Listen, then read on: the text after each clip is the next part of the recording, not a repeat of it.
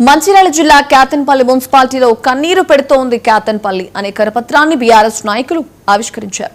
ఈ సందర్భంగా బీఆర్ఎస్ నాయకుడు రాజా రమేష్ మాట్లాడుతూ మంత్రి వివేక్ కేతన్పల్లిలో చేసిన అభివృద్ధి శూన్యమని విమర్శించారు. గత ఏడాది అసెంబ్లీ ఓట్ల కోసం రాజకీయం చేశారని, ఇప్పుడు మళ్లీ మున్సిపాలిటీ ఓట్ల కోసం వస్తున్నారని అన్నారు. గతంలో బాల్కా సుమన్ తెచ్చిన నిధులతో ఇప్పుడు కేతన్పల్లి మున్సిపాలిటీ పరిధిలో శిలాఫలకం వేసి కొబ్బరికాయ కొడుతున్నారని విమర్శించారు. కేతన్పల్లి మున్సిపల్ ఎన్నికల్లో గెలిచేది బీఆర్ఎస్ఏ అని ధీమా వ్యక్తం చేశారు.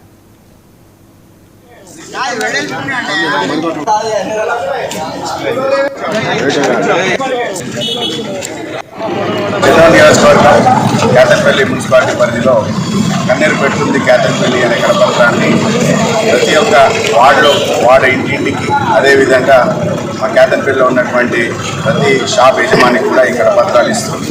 ఈ కరపత్రాల యొక్క ముఖ్య ఉద్దేశాన్ని వారితో చర్చిస్తూ వారికి వివరిస్తూ ఈరోజు కేతన్పల్లి నాయకులు, కార్యకర్తలు, అభిమానులు, మాజీ ప్రజాప్రతినిధులు, మహిళా నాయకులు అందరూ కూడా ఒక కంఠంతో కేతన్పల్లిలో గత 5 సంవత్సరాలు జరిగినటువంటి అభివృద్ధి, ఈ 2 సంవత్సరాల్లో కుంటపడినటువంటి అభివృద్ధి గురించి ప్రతి ఒక్కరు వివరించుకుంటూ వెళ్ళడం జరుగుతుంది.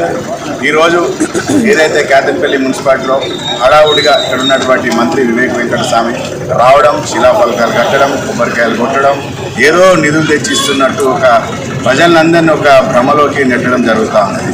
నేను ఈ యొక్క వివేక్ వెంకటస్వామిని కాంగ్రెస్ పార్టీ నాయకుడిని ప్రశ్నించదలుచుకున్నా. అయ్యా, ఈ 2 సంవత్సరాల కాల వ్యవధిలో మీరు ఎటుపోయారు, ఏం చేసిండ్రు?